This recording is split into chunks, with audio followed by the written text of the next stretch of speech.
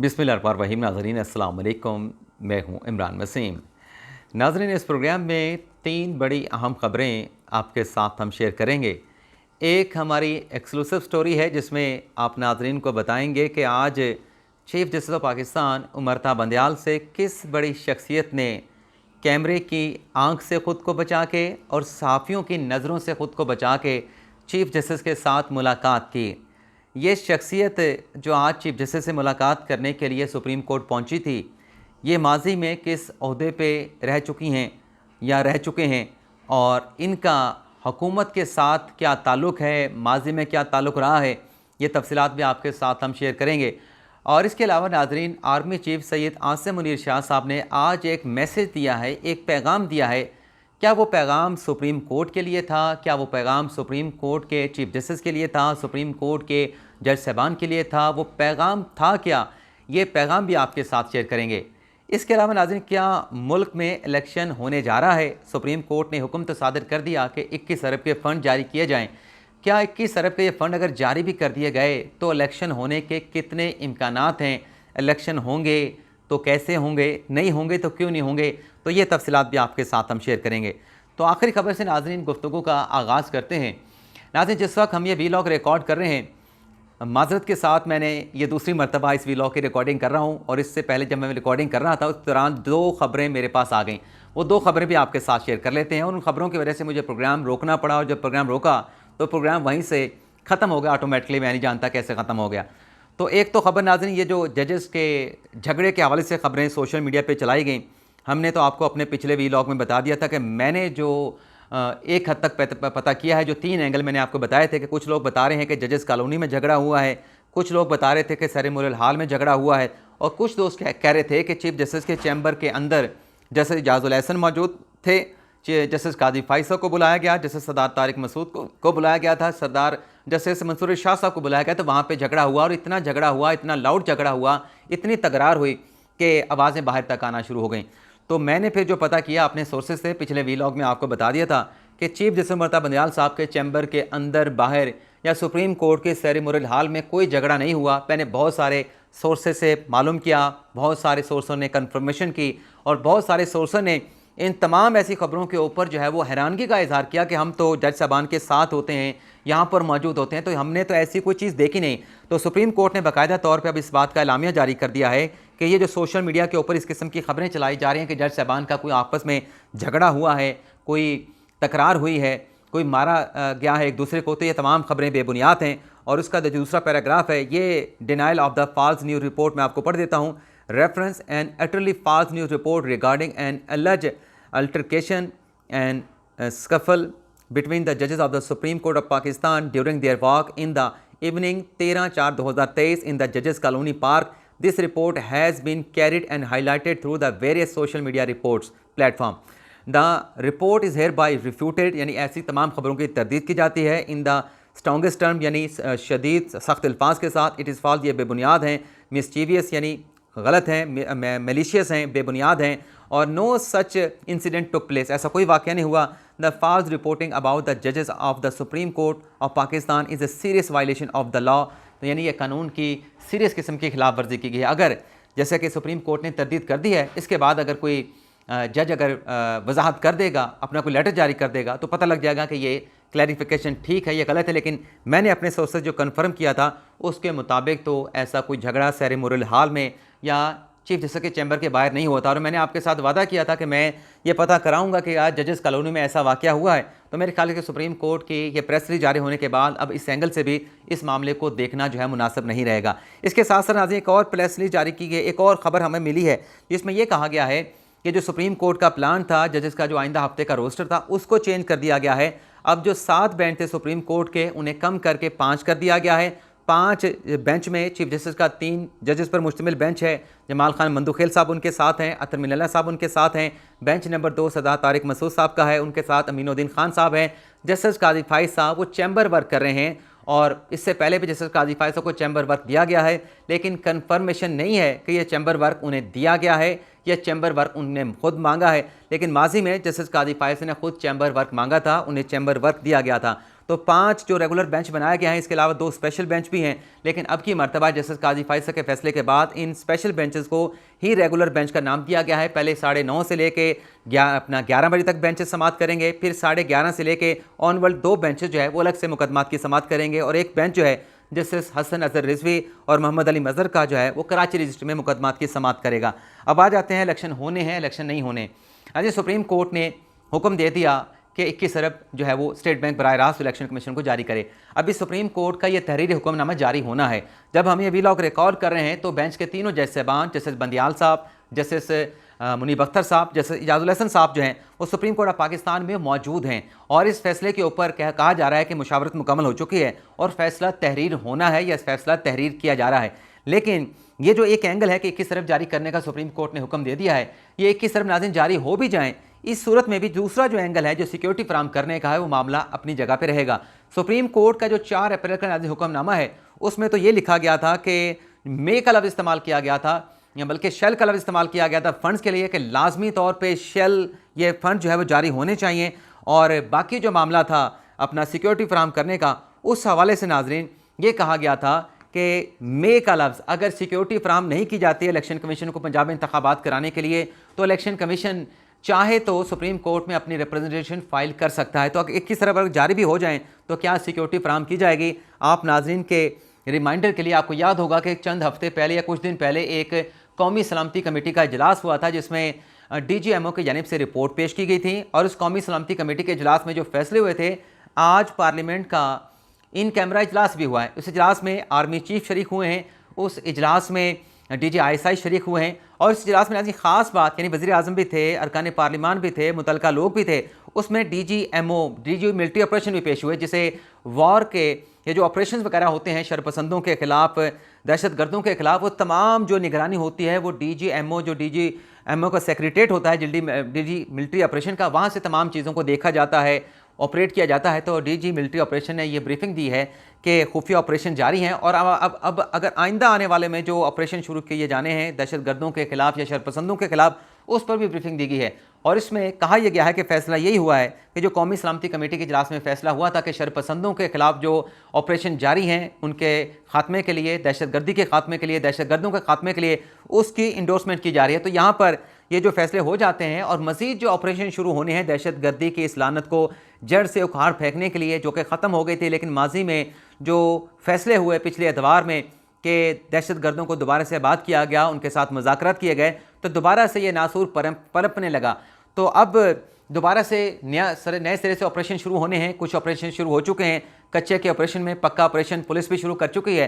तो इसका सीधा सीधा मतलब ये है कि फ़ंड्स अगर 21 अरब के जारी भी हो जाएँ, लेकिन जहाँ तक सिक्योरिटी फराम करने का मामला है तो सिक्योरिटी मिलना नामुमकिन होगा इन हालात में जब सिक्योरिटी फोर्सेस जो हैं वो ऑपरेशंस में मसरूफ़ होंगे।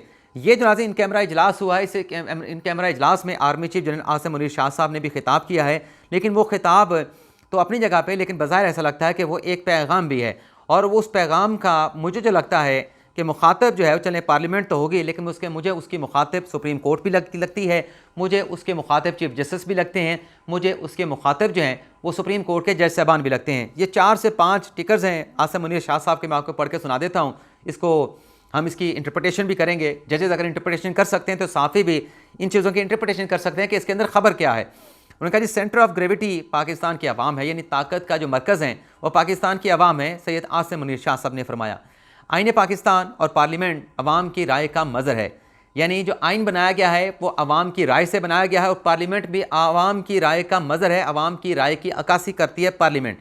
अवाम अपनी राय आइन और पार्लियामेंट के ज़रिए इस्तेमाल करते हैं। अवाम अपनी राय यानी अपने फ़ैसले वो पार्लियामेंट के ज़रिए इस्तेमाल करते हैं, अपने फ़ैसले पार्लियामेंट के ज़रिए करते हैं। हाकिमियत आला अल्लाह ताला की है, अल्लाह ताला के इस हुक्म से ही आइन को अख्तियार मिला है। और आगे सुने जी, आइन कहता है कि अख्तियार अवाम के मुंतखब नुमाइंदों के ज़रिए इस्तेमाल होगा। ये मैसेज है इस एक जुमले के अंदर कि जो पार्लियामेंट फ़ैसला कर रही है, पार्लियामेंट बालादस्त है, पार्लियामेंट सुप्रीम कोर्ट है, पार्लियामेंट के फ़ैसले होते हैं, पार्लियामेंट के फ़ैसले पाकिस्तान के अवाम के फ़ैसले होते हैं, पार्लियामेंट के फ़ैसलों को रद्द नहीं किया जा सकता। पार्लियामेंट के फ़ैसले जो हैं उनकी इंटीग्रिटी होती है, उनकी साख होती है, उनकी रिस्पेक्ट होती है, उनकी इज़्ज़त व तकरीम होती है। तो ये मैसेज है। और आगे आर्मी चीफ का 1973 का आइन बनाने वालों को भी खराज तहसीन, यानी जस्टिस कादी फायसा उस आइनी तकरीब में जो शिरकत करने के लिए गए थे उसी को भी दवाम बख्शा गया है, उसको तक़वीत दी गई है। और आर्मी चीफ़ ने भी आइन की जो 50 साल तकरीब है इस आइन को बनाने वालों को खराज तहसीन पेश किया है। अब आ जाते हैं कि सुप्रीम कोर्ट के किस जज को टारगेट किया जा रहा है। नाज़रीन, जस्टिस काजी फायसा के खिलाफ रेफरेंस आया, वो रेफरेंस खारिज हो गया, लेकिन एक मरतबा फिर जस्टिस काजी फायसा के खिलाफ जो है गुजरांवाला की डिस्ट्रिक्ट बार ने एक नया रेफरेंस माजी के खतूत को जो कि जस्टिस काजी फायसा ने सदर मुमलिकत आरिफ अलवी को लिखे थे कि आपने मेरे खिलाफ जो रेफरेंस दायर किया है उस रेफरेंस की कापी मुझे फराहम कर दें। और वो रेफरेंस वो खतूत जो हैं उसकी कापी इमरान खान साहब को भी भेजी गई, क्योंकि इमरान खान साहब की एडवाइस पे वो रेफरेंस रूट करके सदर साहब के चैनल से सुप्रीम जुडिशल काउंसिल को भेजा गया था। और इस रेफरेंस की कापी सुप्रीम कोर्ट के रजिस्ट्रार को भी भेजी गई थी। तो वो रेफरेंस की कापियाँ लीक हो गई हैं। जस्टिस काजी फायसा के खिलाफ रेफरेंस सुप्रीम जुडिशल काउंसिल में दायर कर दिया गया कि जस्टिस काजी फायसा ने ये जो लेटर हैं वो मीडिया को लीक किए हैं। तो उसके ऊपर एक नया रेफरेंस डिस्ट्रिक्ट बार गुजरांवाला ने दायर कर दिया। यानी उन्हें नया कुछ नहीं मिला, सिर्फ इतना सा जिक्र कर दिया कि जो जस्टिस काजी फायसा ने जो आईन पाकिस्तान की 50 साल जश्न की तकरीब थी इसमें जो शिरकत की है ये मिसकंडक्ट है। यानी जिस आइन को प्रोटेक्ट करने का, डिफेंड करने का, प्रिजर्व करने का हलफ उठा रखा है, उस आइन का अगर जश्न मनाया जाए, 50 साल जश्न मनाया जाए तो वो भी मिसकंडक्ट में आएगा। ये किसी कानून में, किसी मिसकंडक्ट में, किसी रूल्स में, किसी आइन के आर्टिकल में लिखा है तो मुझे भी बता दीजिएगा, मेरा भी जो है वो इल्म उसमें इजाफा हो जाएगा। लेकिन मेरे नॉलेज के मुताबिक ऐसा किसी जगह नहीं लिखा कि ये मिसकंडक्ट होगा अगर आइन की किसी जश्न की तकरीब में आप शिरकत करने के लिए जाएंगे। लेकिन बहरहाल नाज़रीन, कतई नज़र इस बहस के अब सुप्रीम कोर्ट के जो दूसरे सीनियर प्यूनी जज हैं जैसे सरदार तारिक मसूद साहब, ये वाइब्स आ रही हैं कि उन्हें टारगेट करने का फैसला किया गया है। और बताया जा रहा है कि टास्क दिया गया है शारिया दस्तूर पर मौजूद एक बड़ी इमारत के एक बड़े ओहदे पे बैठे एक बड़ी शख्सियत की जानिब से कि आप जो काफ लीग के लॉयर विंग के लोग हैं उन्हें टास्क दिया गया है, और जो PTI के लॉयर विंग के लोग हैं उन्हें टास्क दिया गया है। और ये टास्क डायरेक्ट नहीं दिया गया, ये मुख्तलिफ बीच में सोर्सेज हैं, मुख्तलिफ चीज़ों को राउट करने वाले हैं, उनके ज़रिए पैगाम जो है नीचे तक पहुँचाया गया है कि चूँकि जैसे सरदार तारिक मसूद साहब जो हैं जुडिशल कमीशन के भी मेंबर हैं, सुप्रीम जुडिशल काउंसिल के भी मेंबर हैं, सुप्रीम कोर्ट के सीनियर प्यूनी जज के बाद भी सीनियर जज हैं। जस्टिस काजी फायसा चीफ जस्टिस बनेंगे तो वो सीनियर प्यूनी जज होंगे, तो इनके खिलाफ भी कोई चीज़ सामने लाई जाए, माजी में उनकी प्रैक्टिस पिंडी की है तो इनके खिलाफ कुछ चीज़ें ऐसे लाई जाएँ जिसके ऊपर इनके खिलाफ जो है सुप्रीम जुडिशल काउंसिल में रेफरेंस दायर किया जा सके। अभी ये नाज़रीन जस्टिस सरदार तारिक मसूद साहब हैं, अगर इनकी हम बात करें तो ये इतने इंटीग्रिटी वाले इंसान हैं, इतने साख वाले ये जज साहब हैं, ये इतने इनका अपने ओहदे का ये पास रखते हैं, अपने ओहदे की सेंसिटिविटी को, हसासियत को समझते हैं। मिसाल के तौर पे जस्टिस काजी फायसा के खिलाफ जब सुप्रीम जुडिशल काउंसिल में रेफरेंस दायर हुआ था, उस रेफरेंस को जब जस्टिस काजी फायसा ने सुप्रीम कोर्ट में चैलेंज किया था तो पहला जो 7 रुकनी बेंच बना था जिसकी सरबराही मता बंदियाल साहब कर रहे थे, उस बेंच में नाजरीन जैसे इजाजुल एहसन और जैसे सरदार तारिक मसूद साहब भी शामिल थे। और आप नाजरीन को बता दें कि अगर जस्टिस काजी फायसा के खिलाफ वो रेफरेंस पॉजिटिव हो जाता तो जस्टिस काजी फायसा के बरतरफ होने के बाद उसका फ़ायदा अगर किसी को पहुंचना था वो सबसे पहले जस्टिस सरदार तारिक मसूद साहब को पहुंचना था, उन्होंने चीफ जस्टिस बन जाना था। दूसरे नंबर पर जस्टिस इजाजुल एहसन को उसका फ़ायदा पहुँचना था, क्योंकि उनका जो चीफ जस्टिस का टेन्योर है उसमें एटलीस्ट जो है 6 माह का इजाफा हो जाना था। तो पहले दिन जब 7 रुकनी बेंच ने जस्टिस काजी फायसा की दरख्वास्त पर समाअत का आगाज़ किया तो जस्टिस काजी फायसा के वकील मुनीर मलिक साहब ने एतराज़ उठाया कि यहाँ पर कन्फ्लिक्ट ऑफ इंटरेस्ट है, मफदात का टकराव है, बेंच में ऐसे जजेस शामिल हैं, अगर जस्टिस काजी फायसा फारिग होते हैं, उन्हें उनके ओहदे से बरतरफ किया जाता है तो बेंच के 2 जजेस को फ़ायदा पहुँच सकता है। बेंच के सरबराह ने पूछा बंदियाल साहब ने कि वो जजेस कौन हैं, तो मुनीर मलिक साहब ने बताया कि उसमें एक सरदार तारिक मसूद साहब हैं और दूसरे इजाजुल एहसन साहब हैं। तो एतराज़ हुआ तो इजाजुल एहसन साहब भी रिक्यूज़ नहीं कर रहे थे, जैसे बंदियाल साहब भी कह रहे थे कि जज साहब की अपनी सवाबदीद है। लेकिन जब ये एतराज़ हुआ तो सरदार तारिक मसूद साहब वो वाहिद और पहले जज थे जिन्होंने कहा कि चूँकि मेरे ऊपर एतराज़ उठाया गया है तो मैं तो बेंच में नहीं बैठूँगा। यानी इतनी इंटीग्रिटी का अपना ख्याल, अपनी साख का ख्याल, अपने ओहदे के सेंसिटिविटी का एहसास, अपने मनसब का एहसास के एतराज़ लगा। हालांकि अगर वो बेंच में बैठे रहते तो वो कानून के मुताबिक फ़ैसला करते, हालांकि उन्हें इस बात का ज़रा बराबर भी लालच ना होता कि अगर वो जस्टिस काजी फायसा को फारिग करते हैं तो उन्हें चीफ जस्टिस बनने का मौका मिल जाएगा। वो लाहौर हाई कोर्ट में भी सीनियर प्यूनी जज थे तो उन्हें वहाँ से उठा के सुप्रीम कोर्ट का जज बना दिया गया था। हालांकि वो लाहौर हाई कोर्ट के चीफ जस्टिस बनने जा रहे, तब भी उन्होंने लालच नहीं की और सुप्रीम कोर्ट आना ज़्यादा मुनासिब समझा। तो बड़े वज़ेदार, बड़े अच्छे, बड़े हम्बल और बड़े कानून और आइन को समझने वाले जज थे, तो फौरी तौर पे जैसे एतराज़ उठा उन्हें ख़ुद को बेंच से अलग कर लिया। और जब उन्होंने बेंच से ख़ुद को अलग किया तो फिर उसके बाद जो है जो इजाज़ुल एहसन साहब थे वो भी बेंच से ख़ुद को अलग कर गए, उन्होंने भी बेंच में बैठने से माजरत कर ली। तो अब ये कहा गया है, कुछ लोगों को टास्क दिया गया है कि जस्टिस इर्तज़ा तारिक मसूद के ख़िलाफ़ भी मवाद इकट्ठा किया जाए और उनके खिलाफ भी सुप्रीम जुडिशल काउंसिल में रेफरेंस लाया जाए। अब आप देख लें कि जस्टिस काजी फाइज़ साहब को तो टारगेट किया गया, अब माजी के एक और रेफरेंस का हवाला, माजी के रेफरेंस का हवाला बना के एक नया रेफरेंस दायर कर दिया गया और जो उनके खिलाफ क्रिएटिव रिव्यू है उस पर भी आप देख लें कि फ़ैसला महफूज हो चुका है। हालांकि सिर्फ एक विड्रॉल की एप्लीकेशन का फ़ैसला करना है कि हमने वो एप्लीकेशन विड्रॉ की वापस करनी है, सदर मुमलिकत की दरख्वास्त है, ये कोई बड़ा इसमें नुक्ता इन्वॉल्व नहीं। और फिर जैसे बंदयाल साहब का अपना 3 रुकनी बेंच का 21/9/2021 का फ़ैसला है, जिसमें बंदयाल साहब के साथ जो हैं मोहम्मद अली मज़हर साहब थे, मंसूर अली शाह साहब थे, जिसमें इसी किस्म का क्रिएटिव रिव्यू नज़रसानी की दूसरी दरख्वास्त को मुतफ़िका तौर पर खारिज कर दिया गया था। तो ये भी उन्हीं पैरामीटर पर दरख्वास्त आती थी, इसको भी जो है विड्रॉल की दरख्वास्त को एक्सेप्ट कर लेते या क्रिएटिव रिव्यू को मुस्तरद कर देते, लेकिन वो भी फ़ैसला महफूज है और अभी तक अनाउंस नहीं किया गया। अब आप अंदाज़ा कर लें कि जैसे काजी फाइज़ साहब के खिलाफ जब रेफरेंस आया था किस पेज पे चला था, जैसे मज़ारिल नकवी के खिलाफ रेफरेंस आया है वो किस केस पे चल रहा है, वो किस पेज पे चल रहा है, अभी तक तो उसकी पहली समाअत ही नहीं हुई, जुडिशल काउंसिल का इजलास ही नहीं बुलाया गया। तो हमने जो मयार सुने, जो हमने एक सबक सुना, जो हमें सबक पढ़ाया गया जैसे काजी फाइज़ साहब के खिलाफ रेफरेंस की समाअत के दौरान कि जजेस के ऊपर जब इल्ज़ाम लगता है तो बड़ा स्टिग्मा होता है, वो स्टिग्मा साफ़ होना चाहिए, जवाब देना चाहिए। जस्टिस जो है वो शीशे के घर में रहते हैं और जस्टिस जो हैं वो अपने बच्चों के, अपनी बेटी के मामलात के भी जवाबदेह होते हैं। लेकिन यहाँ पर एक जज साहब के खिलाफ रेफरेंस आया है मुबैना तौर पे जिसमें आमदन से ज़्यादा असाजात के इल्ज़ाम लगाए गए हैं। फैसलों के ऊपर तो जजेस के खिलाफ रेफरेंस नहीं हो सकता, ये बात तो बिल्कुल वाज़ेह है।